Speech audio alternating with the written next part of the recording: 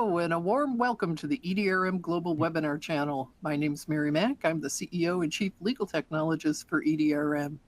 Today's webinar is an EDRM collaboration with our trusted partner, eDiscovery Today, called The Most Important eDiscovery Case Law Decisions for 2024.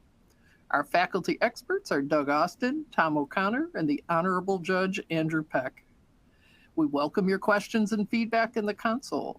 Questions will be answered both during and at the end of this webinar, and this webinar will be available for replay at your convenience for the next quarter, as are all of our EDRM webinars. And slides will be available after the webinar. Kaylee Wallstead, EDRM's Chief Strategy Officer, is here. Can you please tell us what resources are available, Kaylee? Absolutely, and I have been counting down the days for this wrap up to 2024, the Case Law webinar series. It's just one of my favorites. We're also loving on 24 with so many more ways for you, our audience, to engage. If you check out your console to the right of your screen, you'll see the question mark icon. If you click that, that's where you can type in your questions for today's faculty, and we highly encourage you to do so. There's also a slides icon, and the slides will be made available after the webinar has concluded. If you click the paperclip icon, that's for related content, and you'll see today's resources curated just for you. There's an On24 engagement tools description for you to download to help you better engage with the platform. There's a link to subscribe to eDiscovery Today blog, written by the wonderful Doug Austin, and you never miss a thing. It's my favorite way to start the day. There's also a link to learn more about the Honorable Judge Peck and how you can engage with him, and we highly encourage you to do so. There's also a link to order your copy of Tom O'Connor's spicy newish book, eDiscovery for the Rest of Us, recently updated in collaboration with EDRM's trusted partner NextPoint. And be sure to save your seat for next month's important eDiscovery case law decisions for January, kicking off 2025. And then up next on EDRM's webinar channel, next Tuesday, December 17th, Rethinking Data, the Left Side Revolution. Speaker bios can be clicked and popped up to learn more about today's faculty. And then, just like Zoom, if you click on the smiley face emoji, you'll see many more reactions that you can click on during the webinar, and we highly encourage you to engage with them. We're having a lot of fun with them on this platform. And then if you click the Twitter bird, that is for social media. You can follow EDRM and eDiscovery Today on LinkedIn. Back to you, Mary. Thanks, Kaylee. So, Doug Austin is the editor of eDiscovery Today. It's a daily blog about eDiscovery, information governance, cybersecurity, data privacy, and artificial intelligence trends, best practices, and case law.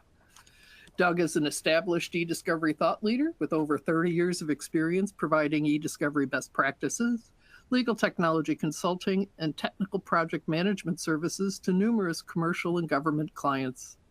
Doug has published a daily blog since 2010 and has written numerous articles and white papers, receiving the J.D. Super Reader's Choice Award as a top eDiscovery author and a top cybersecurity author. Doug has presented at numerous webcasts, events, and conferences, including Legal Tech New York, ILTACon, Relativity Fest, University of Florida eDiscovery Conference, Masters Conference, and many local and regional conferences. Tom O'Connor is the director of the Gulf Coast Legal Technology Center. He is a nationally known consultant, speaker, and writer in the area of computerized litigation support systems. Tom's consulting experience is primarily in complex litigation matters where he's worked with firms of all sizes, most recently the plaintiffs in the BP litigation. He has also been appointed as a technical consultant by various federal and state courts on cases dealing with large amounts of electronic evidence. And as Kaylee said, his most recent edition of his popular spicy book, eDiscovery for the Rest of Us, was launched at Legal Week with EDRM's trusted partner NextPoint. And the Honorable Judge Andrew Peck He is a Band 1 Chambers ranked senior counsel at DLA Piper. He served for 23 years as a United States Magistrate Judge for the Southern District of New York. And before his appointment to the bench, Judge Peck was in private practice for 17 years, focusing on commercial and entertainment litigation, including copyright and trademark matters, with extensive trial experience. At DLA Piper, Judge Peck advises on those copyright and trademark matters and also serves as a resource for the firm and its clients on litigation strategy and discovery issues from a judge's perspective. Judge Peck particularly advises on innovative and efficient solutions to the challenges of information management, both within and outside the litigation context, including cross-border discovery issues and other emerging issues. He frequently speaks at conferences concerning eDiscovery issues, and since joining DLA Piper, Judge Peck has been retained to serve as special discovery counsel to clients and law firms and to submit expert reports on eDiscovery issues. And with all of this firepower, we are at EDRM very grateful to all three gentlemen for not only this webinar, but also their service on the EDRM Global Advisory Council. And with that, I have to ask my question to you, Doug. Do we have some cases this month? We do indeed. Thanks, Mary, and welcome everybody to our special case law webinar of 2024's most notable case law rulings here on the EDRM network. We've covered a lot of great cases this year, and we've picked 6, technically 7 rulings that we felt truly stood out this year. And if you think all of them are a recap of cases we've covered earlier this year, we do have new cases today that we have not yet covered as well. Of course, as always, we do welcome questions, and we'll try to get to as many as we can. And of course, in the season of giving, we'll send out a copy of the slides after the presentation, so look for that too. Of course, any ideas expressed by us here today are our own, not those of our organizations, clients, or partners. Unlike us mere mortals, disclaimers never take a holiday, and they're the gift that keeps giving all year. Before we get started with these cases, here's a quick note about the webinar format and sources of cases. This is the latest in a series of monthly webinars about case law, and the cases we discuss each month will be those covered on eDiscovery today.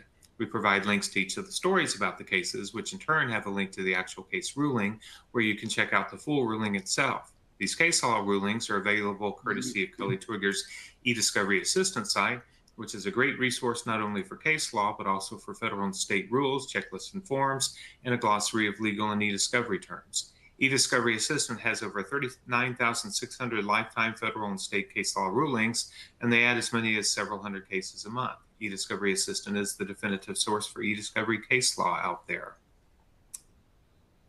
So, with that said, let's get into the cases, and we start off with the second ruling we've covered in the Lubrizol versus IBM case, which we discussed back in the March webinar. Here, Lubrizol alleged that between July 2019 and October 2021, IBM deleted the email boxes of a number of IBM personnel who played key roles on the S/4HANA project that IBM failed to implement a litigation hold until May 2021, after Lubrizol filed its complaint in April and was explicit about its plan to sue IBM as early as April 2020. Lubrizol also alleged that even after IBM implemented the litigation hold, IBM applied it to only a handful of project consultants. IBM submitted a Rule 502D order request, which would authorize IBM to produce, without waiving the attorney-client privilege or attorney work product protection, all documents and communications concerning the preparation, implementation, institution, application, and dissemination by IBM of document preservation and litigation holds through May 15, 2021, responses to Lubrizol's interrogatories on the same subject, and a Rule 30b-6 witness on the same subject.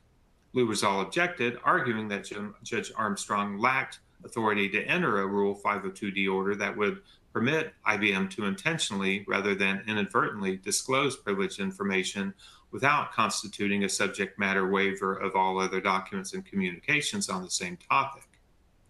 Regarding IBM's Rule 502D order request, Ohio Magistrate Judge Jennifer Armstrong stated, as an initial matter, I agree with Lubrizol that it's unclear whether a court has the authority to enter a Rule 502D order that covers intentional rather than inadvertent disclosures of privileged documents and information. The Sedona Conference has taken the position that a court may do so, opining that a Rule 502D order may address not only inadvertent waiver, but also instances in which intentional disclosure will not result in waiver. A number of courts, however, have reached the opposite conclusion, holding that Rule 502D does not extend to intentional disclosures. I therefore conclude that the scope of IBM's proposed Rule 502D does not eliminate the risk of selective disclosure, and that it is not likely to meaningfully narrow the disputes between the parties. And as IBM correctly notes, nothing in the text of Rule 502D appears to give me the authority to unilaterally impose on IBM a broader waiver of the privilege than IBM itself has agreed to.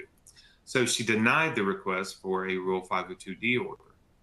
As a result, after applying the three-factor Hearn test regarding waiver of privilege and finding all three factors were met, Judge Armstrong found that IBM has waived privilege with respect to IBM's document preservation efforts, whether IBM reasonably anticipated litigation at the time of the alleged spoliation, and when IBM identified the disputed custodians as individuals who might possess information relevant to the case.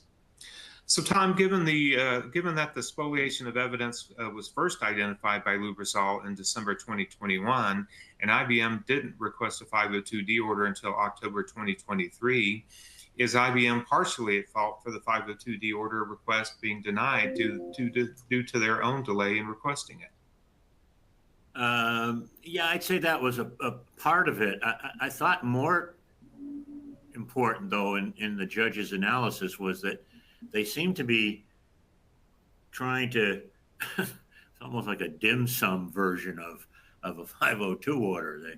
They were being very selective, and the judge even noted that their selective time frame for the order excluded some relevant conversations. And so I think they were trying to, again, finesse the judge into ordering something that was tailored, if you will, to their best view, what was best for them. And I think the judge was pushing back on that. So I'm not so sure if that the question you asked was a factor. I'm not sure it was the only factor. Sure. Yeah. So you're saying scope was the bigger factor than timing. At least equally important. I mean, certainly that was a factor. Like, why did you wait this long? Sure. But yeah, I think scope was equally as important a factor for sure. Mm-hmm. Okay. Yeah, makes sense. So Judge Peck, as Judge Armstrong stated, the Sedona Conference says the 502D order can extend to intentional disclosure, but several courts have said it doesn't. So in your view, does Rule 502D extend to intentional disclosures? Yes, it does. It can. And there are good reasons for it. First, it avoids the dispute over what is inadvertent. You know, you produce a privileged document and you say, I didn't realize it was in the production. Yeah, that's probably inadvertent. You produce a document that you redacted to redact some privileged information, but you missed something else in the document. Is that an intentional disclosure of that or an inadvertent disclosure? And that shouldn't, determine the result. Secondly, while nobody uses it anymore for a quick peek, one of the original purposes of Rule 502D was to allow a party with minimal or no review to produce the documents to the other side. And then once the other side has looked at them and decided which ones they're interested in, then to do a privilege review. Now, that used to be what we did when we loaded the boxes of paper into a conference room and gave the other side, 3M sticky notes. Now that's almost never done, but that was certainly, behind passing 502D. Third, in my view, this would not allow cherry picking because 502A would still come into play. If you intentionally produced a document to get an advantage because you're producing the privileged documents that are good for you and not producing the privileged documents that are bad, one could still look to 502A and the so-called rule of completeness there and say that by doing so, you've waived the privilege. So I think there is good reason behind the Sedona view of using the inadvertent or otherwise language in drafting a 502 order. Yeah, absolutely. Yeah, great point about the quick peek. Obviously, that we don't see that much anymore because everything's electronic. But that certainly was a big driver of 502D. So, Mary, IBM is no stranger to litigation and should have established policies in place for preservation. So, how should an organization like IBM ensure that whatever established policies they have are followed correctly? Mary, are you muted? I am indeed. I am indeed.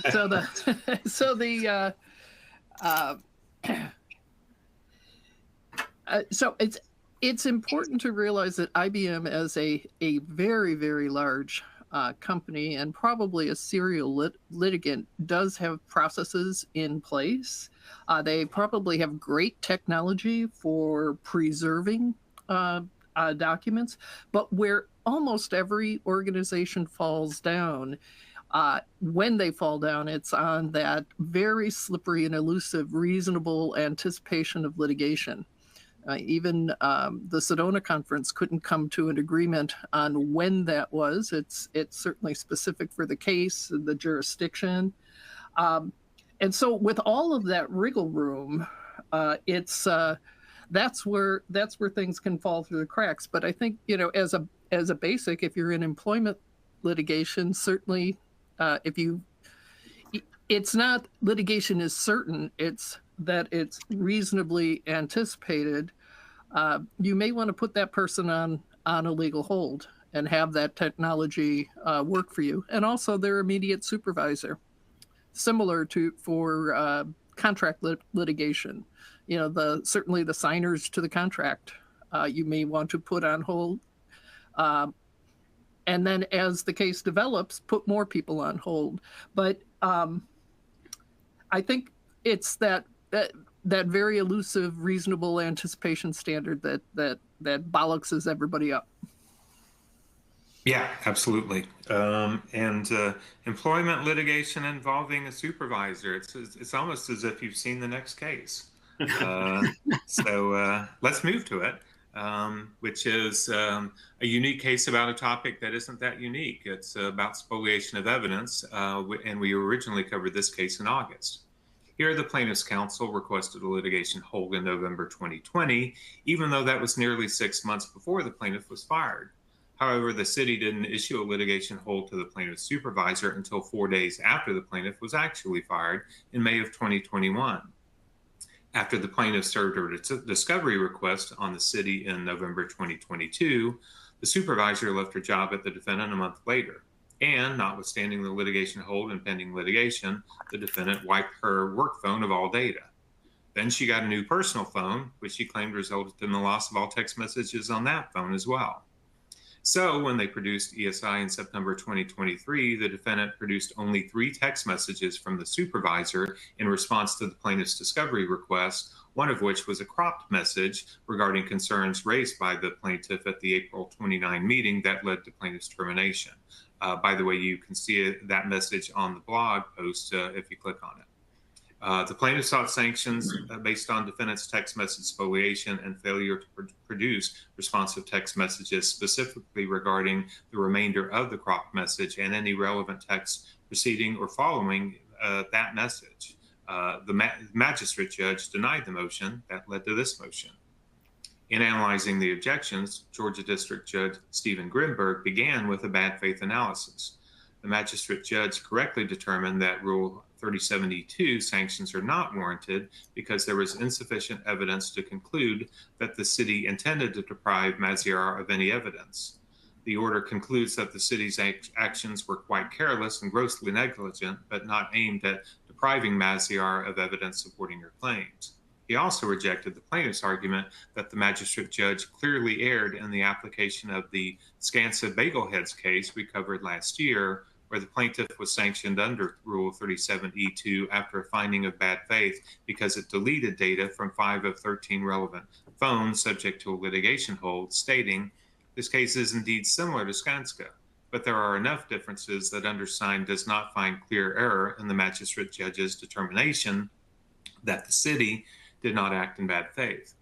However, Judge Grimberg found clear error in the magistrate judge's conclusion regarding prejudice under Rule 37E1, stating, "It is clear that Maziar was concerned about the loss of any and all text regarding the April 29 meeting, not just comparator evidence. Maziar is prejudiced by an inability to contextualize the cropped text or learn additional information from texts about the April 29 meeting that likely existed. Maziar has been prejudiced and sanctions are warranted." So Judge Grimberg ordered denial of the defendant's pending motion for summary judgment and attorney's fees and costs for the plaintiff associated with prosecuting the sanctions motion.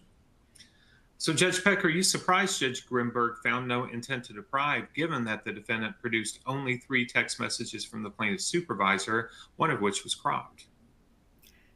No, it's clearly, a judgment call subject to the clearly erroneous standard. Obviously, the city did intentionally delete the supervisor's cell phone texts when she left employment.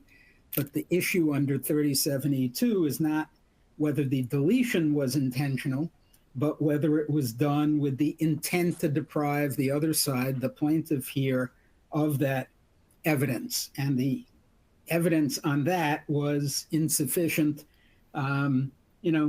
It appeared that they always deleted the phones of departing employees, so you can't get the bad faith out of that. It doesn't show an intent to deprive the other side. I thought the denial of the city's summary judgment motion was very creative on the part of the court. When I first read this decision, I thought, what? They can't do that. But,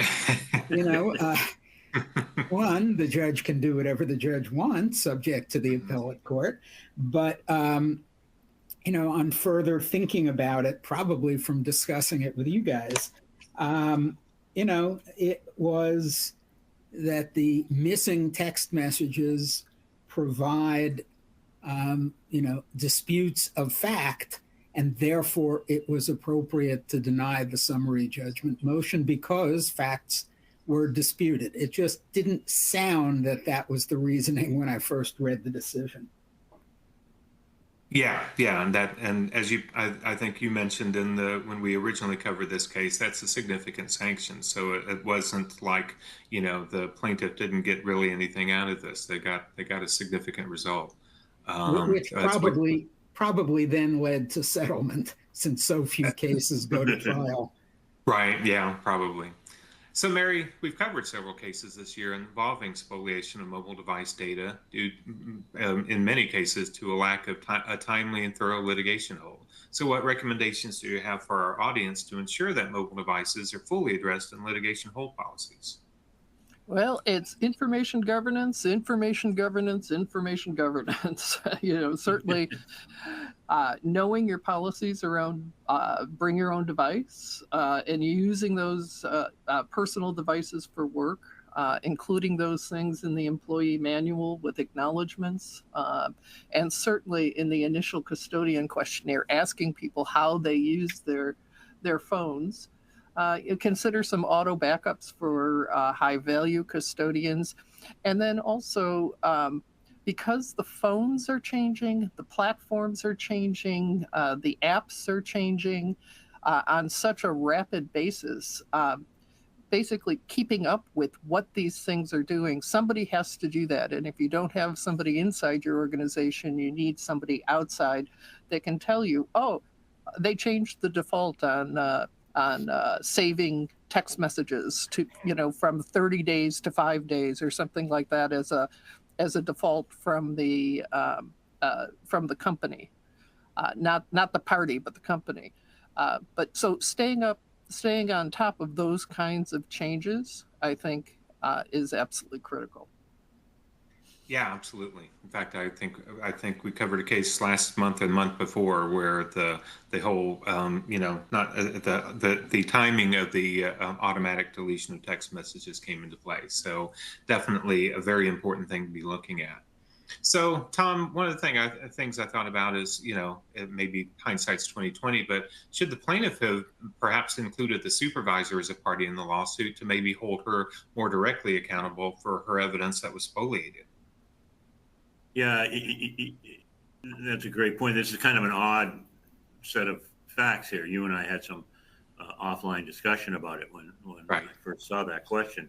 I mean, the question is, and we don't know it from what we're reading here, was the supervisor acting in the scope of her employment and or using her personal phone for company business? Secondarily, was, as Mary just mentioned, was there a policy on BYOD? What was it and how was it enforced? Because of course the company did a poor job of enforcing the litigation hold and was tardy in even applying it to the supervisor, and then didn't really collect it. They gave it to her and then didn't really collect anything in a timely fashion. And then finally, I thought it was an interesting aside. At some point, the judge made note of the fact the company kind of fell on their sword and admitted that they had not done things in a timely fashion here. And so does that let her off the hook, even if there was some action that was going on there that might otherwise have been actionable? So I just don't know that we have enough information. There's always a possibility of that, but we need some more information about, what was the deal with her personal phone? Were there things on there? Are any of those messages that were lost on the business phone? Were there any subsequent or secondary conversations on the personal phone as well that perhaps could have been recovered from there? There's just a whole lot of questions here that I don't know that we have enough information about from them. And I went and looked at a couple of the pleadings and couldn't see any answers to that there either. And I don't know. Do you remember in the first case, was there any discussion about that? I couldn't recall. The first case, you mean? The earlier time when we talked about it earlier. Yeah, I don't Yeah. think I remember us. No, I mean the only thing we knew was that the defendant had wiped her work phone, and then apparently she enabled her personal phone. And of course, you never know what phones are involved and all that sort of stuff. So just kind of it was kind of a series of steps there. So yeah, I think we didn't have any more information really that, from that standpoint. I'll also note, I mean, that, you brought it up, and we brought it up the first time.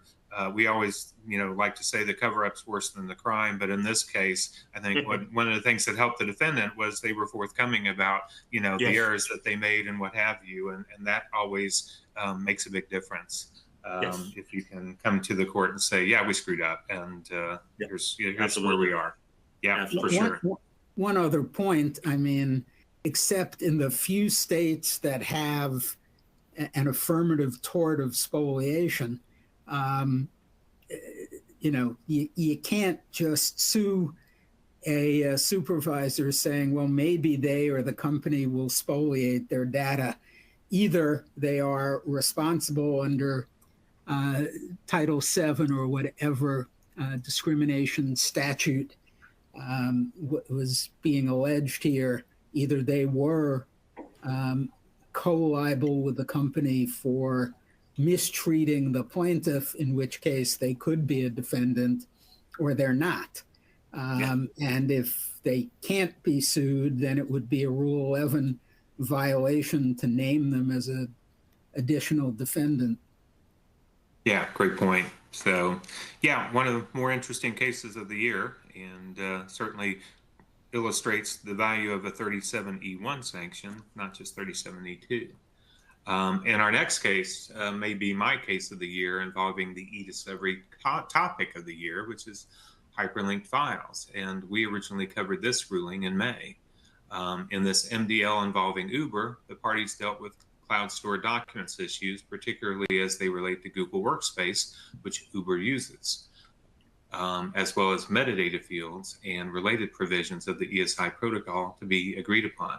By the way, I'm really proud of myself for pronouncing Uber uses, because I mispronounced that in practice every time I did it. So,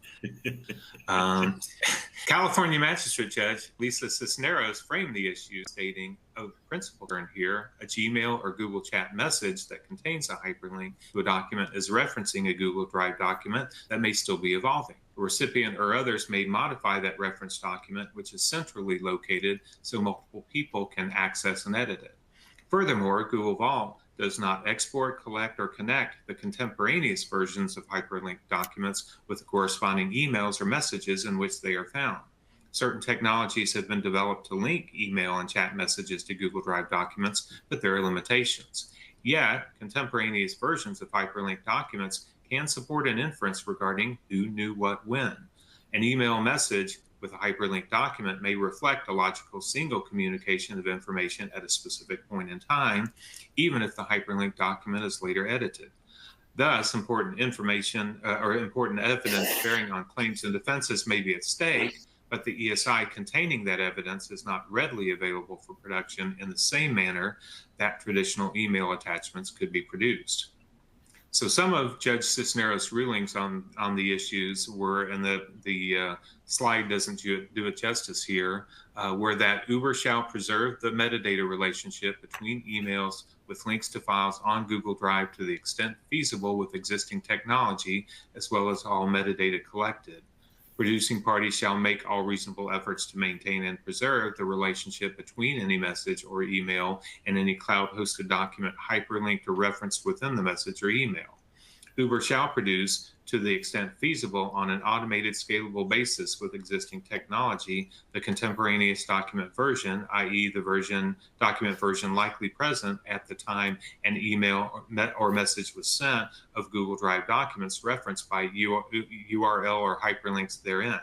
And perhaps most notably, attachments shall be interpreted broadly and includes modern attachments, pointers, internal or non-public documents linked, hyperlinked, stubbed, or otherwise pointed to within or as part of other ESI, including but not limited to email, messages, comments, or posts or other documents. This definition does not obligate Uber to produce the contemporaneous version of Google Drive documents referenced by URL or hyperlinks if no existing technology makes it feasible to do so. You heard right, she called them modern attachments. So, Mary, technical issues associated with production aside, do you generally agree with Judge Cisneros that attachments should be interpreted broadly and include hyperlinked files? Well, I'm so glad you took the technical issues out. So, technical impossibility aside, I'll give a qualified yes. I do believe it should be interpreted broadly if those files are under the custody and control of a party and are relevant or part of a relevance string, and also depending on the protocol that was agreed to. If parties agree to a protocol to not put them in, I think that that's fine too. But without that, I think that they're part of the corpus of data. Yeah. Well, and I think one of the reasons I like this case, I think it's the second case we saw where the ruling was in helping craft the protocol, and unlike the Meta case in 2023, which with a very short ruling, Judge Cisneros really laid out the considerations here, which is one of the reasons I like this case so much. So, Tom, speaking of protocols. Last week, you sent me an example of protocol that both parties agreed to in another case regarding hyperlinks, where the requesting party could request up to 25 hyperlinks at a time. So why do you think so many other litigants are struggling on agreeing to a reasonable approach for both sides? Well, I think the number is the key. And thanks to Andrew McDivitt at the firm of Walcott Melodia in San Francisco for sending me that as he heard some of our other discussions. The case is McLaughlin versus Tesla, which is also in the Northern District of California, a hotbed for a lot of these cases. I think the distinction is, and Andrew said to me that they had argued, they had gone at it pretty hard, back and forth for quite some time. But when he came up, when his firm came up with the 25 number, Tesla kind of readily agreed to it. And I think that's because if you look at some of these other cases, the Noom case, they were talking about 800 hyperlinks. The Shenwick case that Judge Cisneros cited, it was 300. We're seeing, and I think in Judge Cisneros' case, didn't she order, I want to say 150 or 200 to be produced? I think something like that, yeah. Yeah, but so 25 in comparison to these other cases, I think the corporate defendant is looking at it and going, okay, yeah, that's a good number. And given, the alternatives here with some of these other really high numbers, maybe we should agree to that. Also, but, Tom, what does 25 at a time mean? How many times can you go back for an additional 25? Well, that's a good point. And as what I was just about to say was, you can request an additional 25 at a time. It was kind of open-ended, but the language of the order read that you cannot do that until all of the first 25 are disposed of.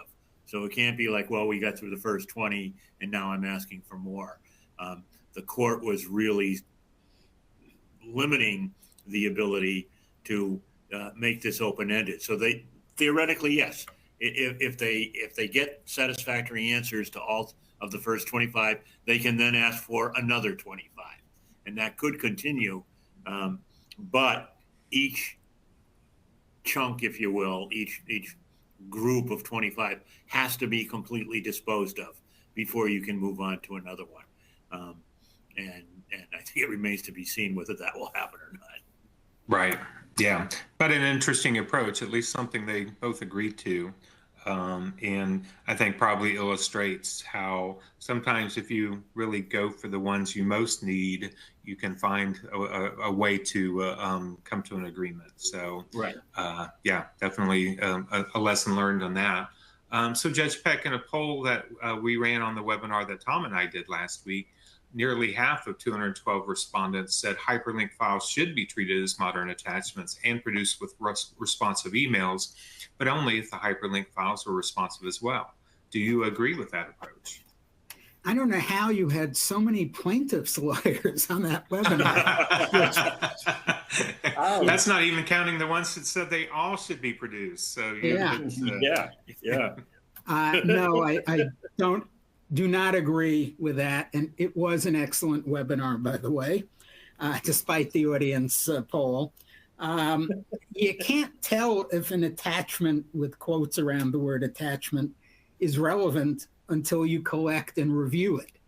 So that's, whether it's a relevant cloud attachment or not, or pointer, is not something that you can tell until you've been able to gather it. And that has been the whole issue in most of these cases, how difficult that is, at least under the current Microsoft and Google environments. So that doesn't solve the problem. Obviously, when and if it becomes easy to get the pointers, then relevance should be a factor, and the protective order, agreements that say, well, if the parent is relevant, you got to produce the attachments. We should probably rethink that. Right. Yeah, makes sense. And notably, we asked the same question on the State of the Industry Survey poll and had 551 respondents on that. So look for that report next month to see how things shook down then. So a bigger sample size for next month. So we know Judge Peck loves cases involving TAR disputes, and he loves cases involving 502D orders. So, of course, he suggested this case, which has both, and was a case we covered in September. Here, the court addressed two disputes regarding the clawback provision of the protective order. The plaintiffs argued FRE 502B is expressly titled inadvertent disclosure and provides a safe harbor for inadvertent production if reasonable steps were taken to prevent the error and then rectify it. They also expressed concerns that defendant's proposal would eradicate the waiver consequences of an intentional disclosure and indicated that they expected defendant Teva might attempt to use the inadvertence-less, that's hard to say, clawback provision to allow reassertion of privilege over emails Teva intentionally produced in the EpiPen MDL to keep them out of this case. Defendants argued their proposed clawback provision for all materials, whether inadvertent or otherwise, was consistent with FRE Rule 502D. Kansas Magistrate Judge Teresa James ruled the court finds defendants' proposed provision permitting the clawback of privileged materials on any basis, whether inadvertent or otherwise, will avoid disputes over whether the party's disclosure was inadvertent, adding that plaintiff's concern can be addressed through motion practice challenging the assertion of privilege for the specific documents. For the dispute over the TAR provision of the ESI protocol, plaintiffs proposed this ESI protocol provision. If a producing party intends to use TAR to cull documents for review and production after a good faith attempt to produce from the search term protocol, then the producing party shall disclose the need for implementation of TAR. The parties shall meet and confer to enter into a cooperative and transparent TAR protocol. Defendants objected and proposed this. The parties shall meet and confer to enter into a mutually agreeable TAR protocol. Judge James ruled on this issue, stating, both sides make valid arguments, but the court finds plaintiffs' proposed TAR provision to be the better choice. The court finds persuasive the cases cited by plaintiffs, noting the importance of transparency and cooperation among counsel when a party intends to use TAR.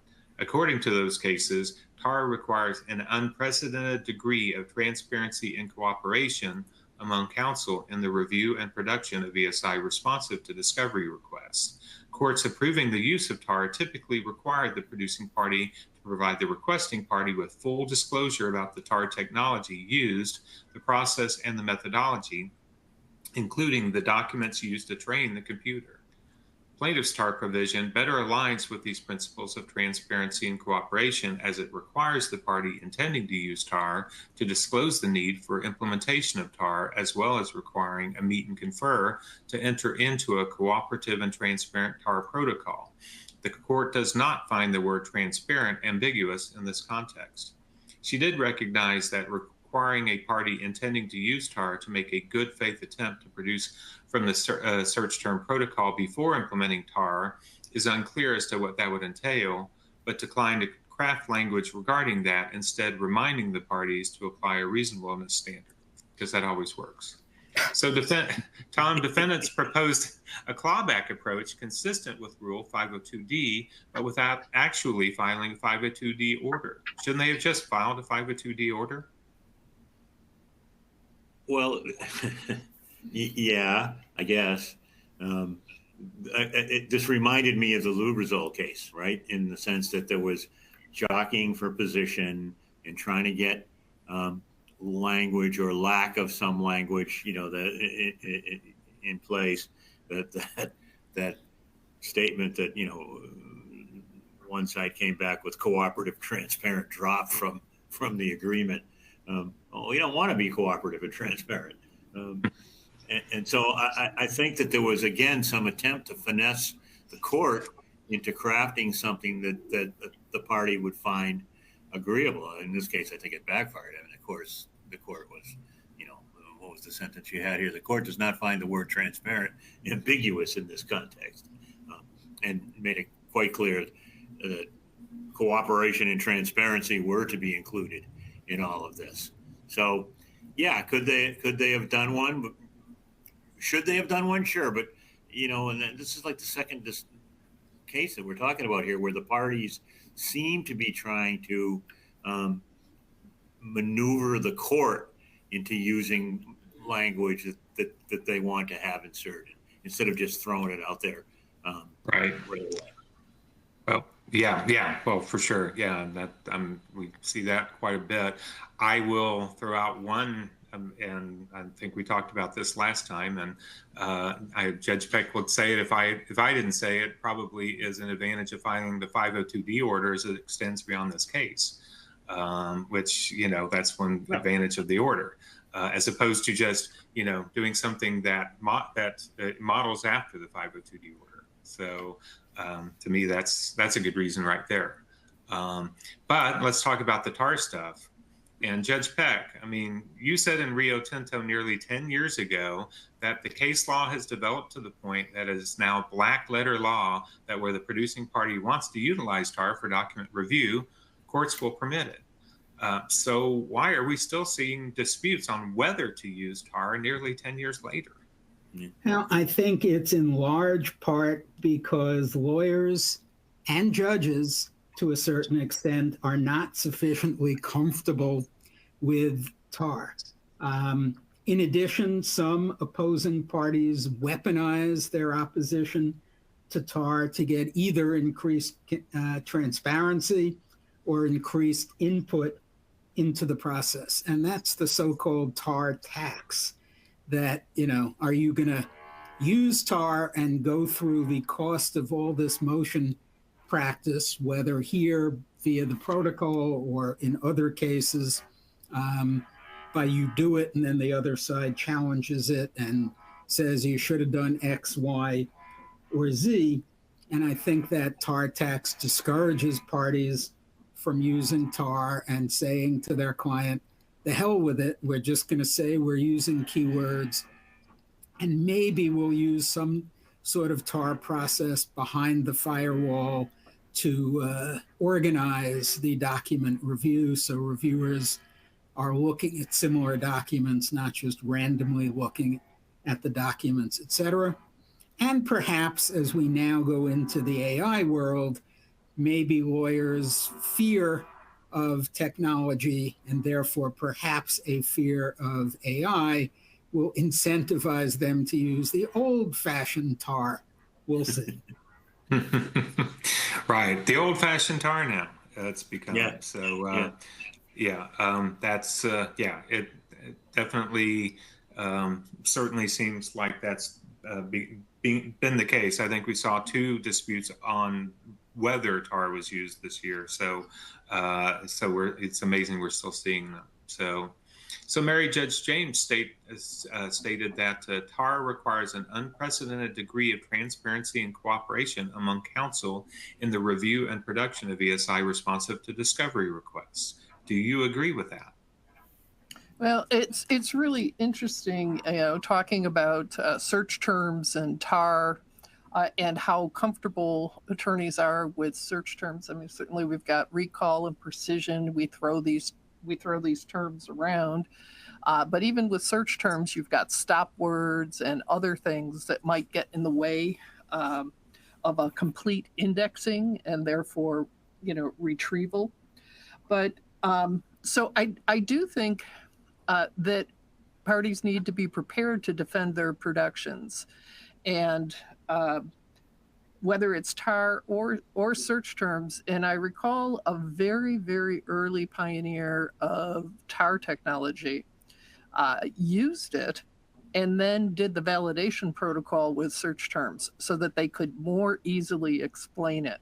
And I think that has to do with you can see a search term with your naked eye in the document. And so it's easy to get a good comfort level. But when you're dealing with tar, you're dealing with probabilities. And it's not like a 1-for-1 exact to do your prove up or your validation. And I think that's where the issue is. Yeah, I guess so. And of course, attorneys always craft really good search terms. So, that's why there's no need to question that process, and have any discussion on the transparency there, because it's just, it's a slam dunk these days. It's just like a search on Google. Exactly. Yes.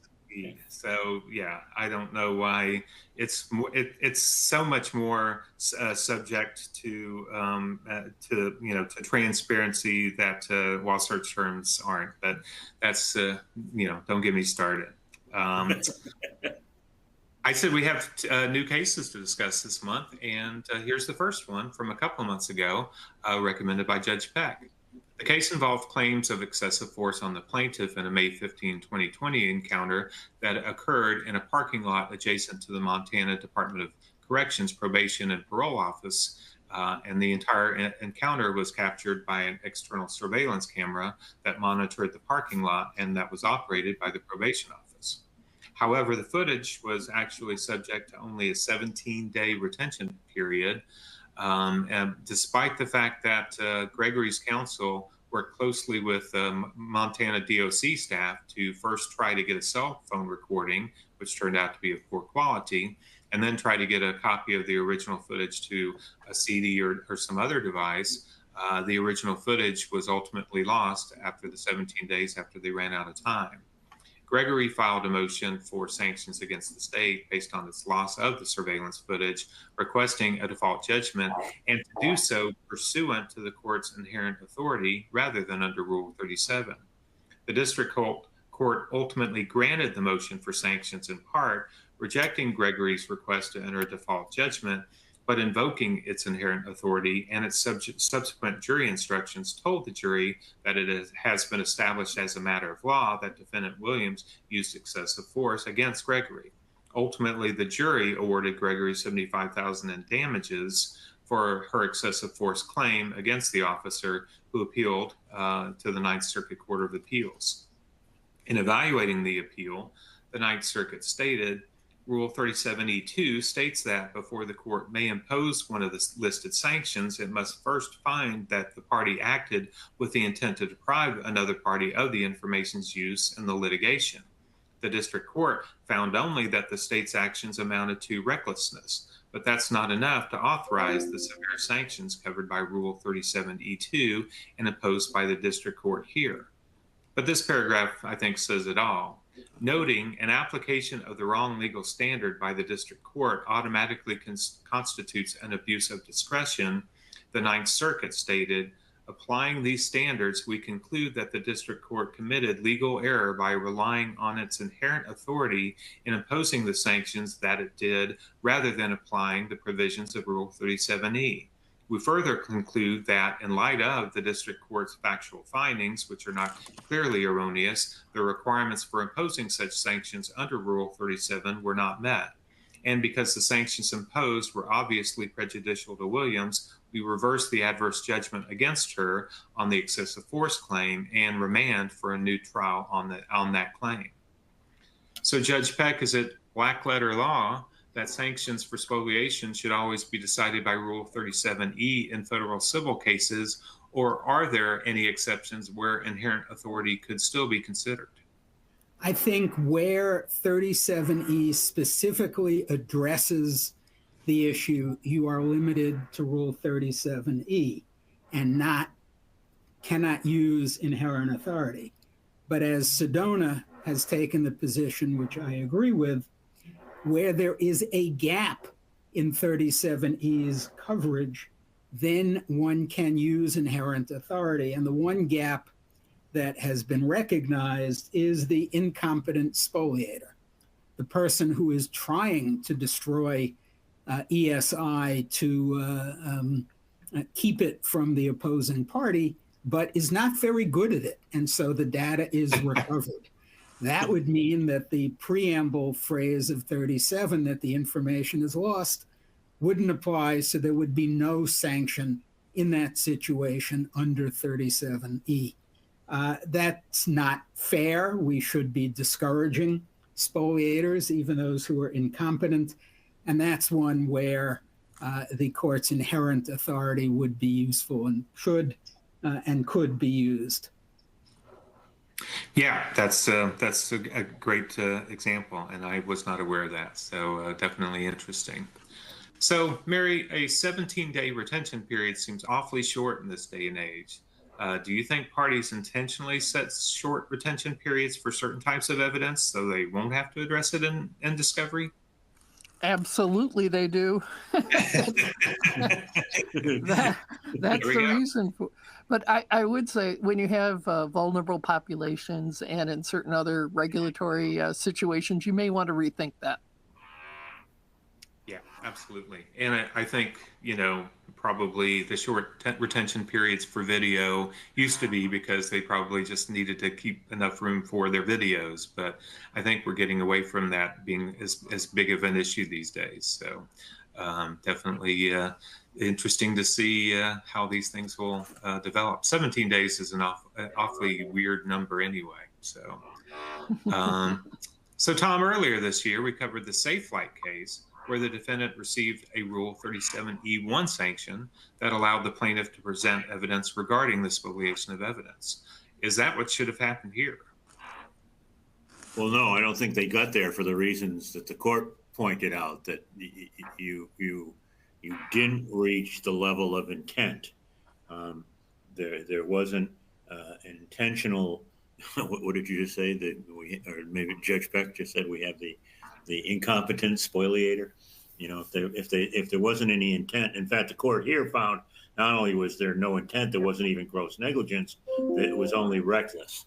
So if you don't get to the level of establishing negligence and you don't get to talk about that and bring evidence in about what really happened. As an aside, it seems like, though, if she had any evidence to that effect, that she would have brought it up. That if she knew about something, it would have come up in discovery anyways, but maybe not. Yeah, well, I mean, certainly based on the case discussion, it certainly sounded like the defendant was trying to preserve the video. That I guess it just, unfortunately, the people who were responsible for that weren't aware of that 17-day retention period, so they kind of ran out of time. So. Yeah. It's obviously not ideal, but certainly does, fit the recklessness category way more than, any intent for sure. So, all right, we're close to time, but we still have one more case and we're going to cover it. And hope you guys can stick around for it. It's also a new case that I found that, that was ruling was from earlier this year. And it's actually two rulings in one. It's the case some of you may know involving claims by several authors that ChatGPT was trained using their copyrighted works without permission.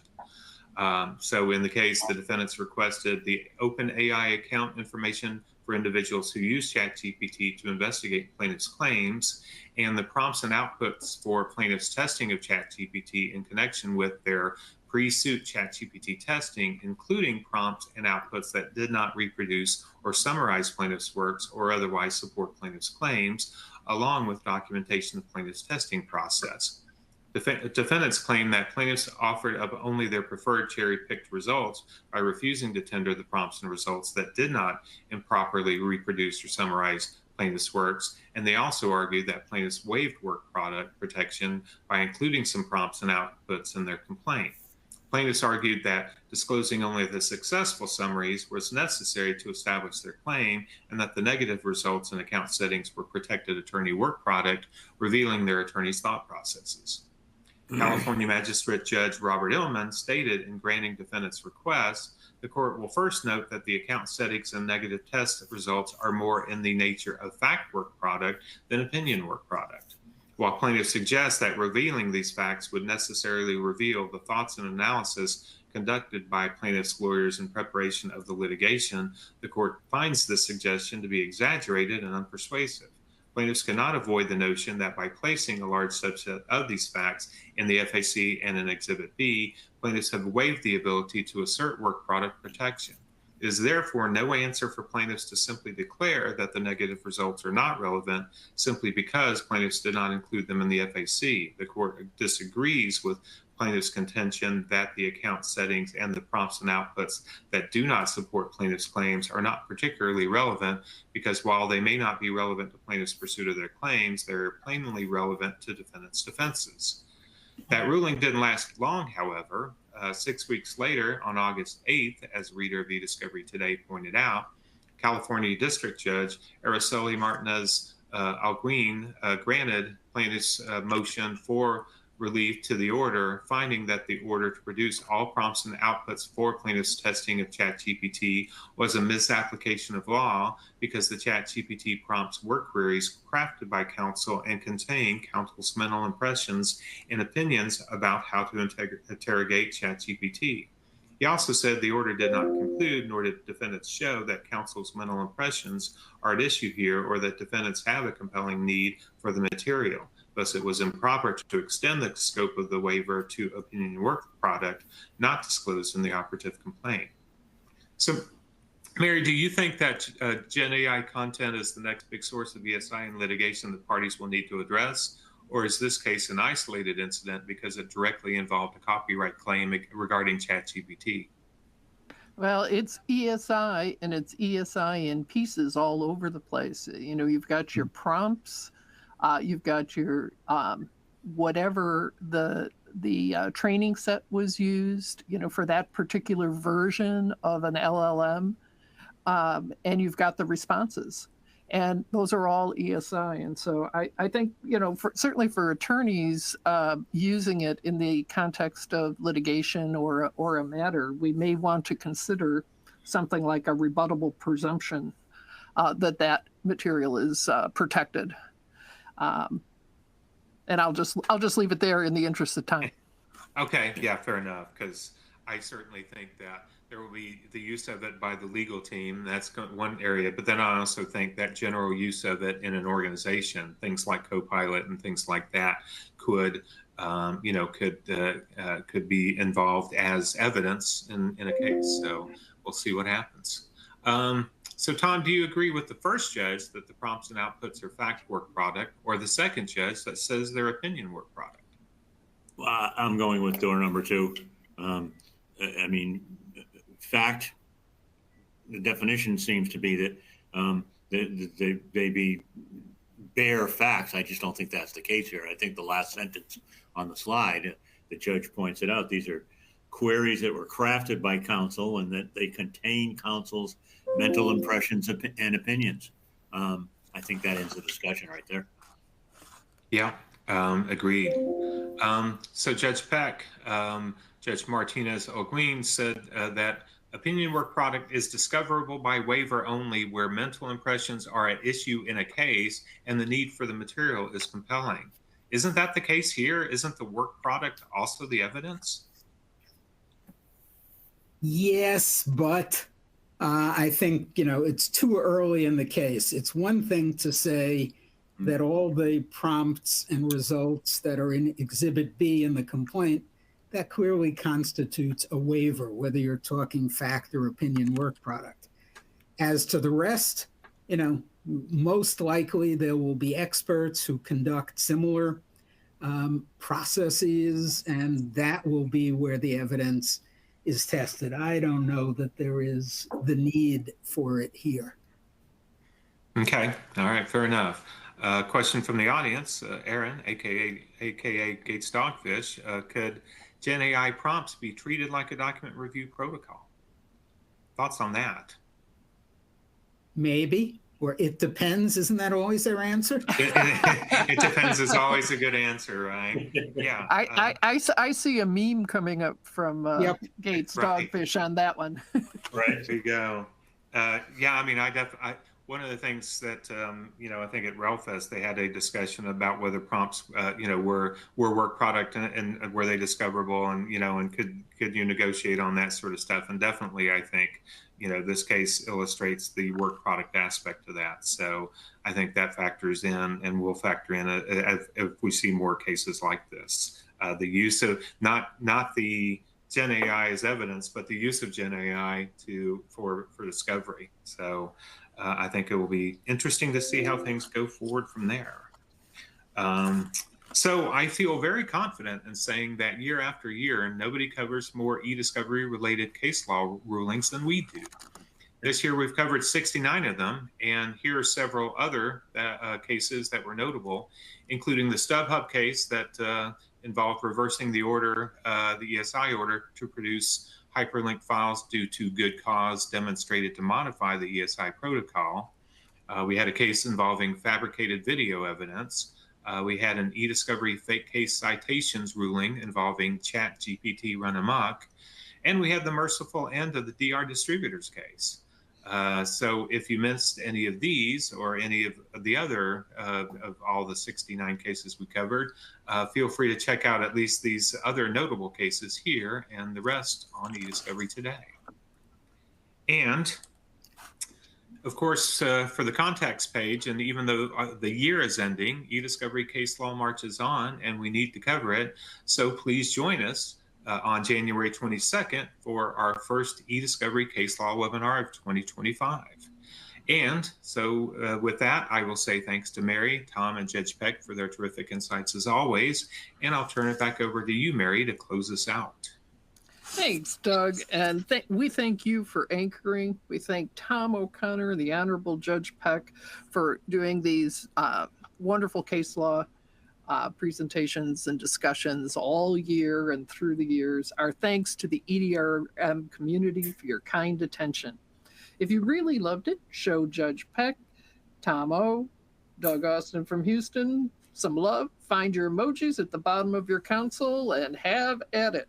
To be automatically registered for on-demand webinars, click the pop-up at the conclusion. Once there, click the bell to subscribe for updates. And we'll see you next time on the EDRM Global Webinar channel. Thank you. Happy holidays all. Thanks, everyone. Have a great holiday. Yes, happy holidays, everybody. Thank you.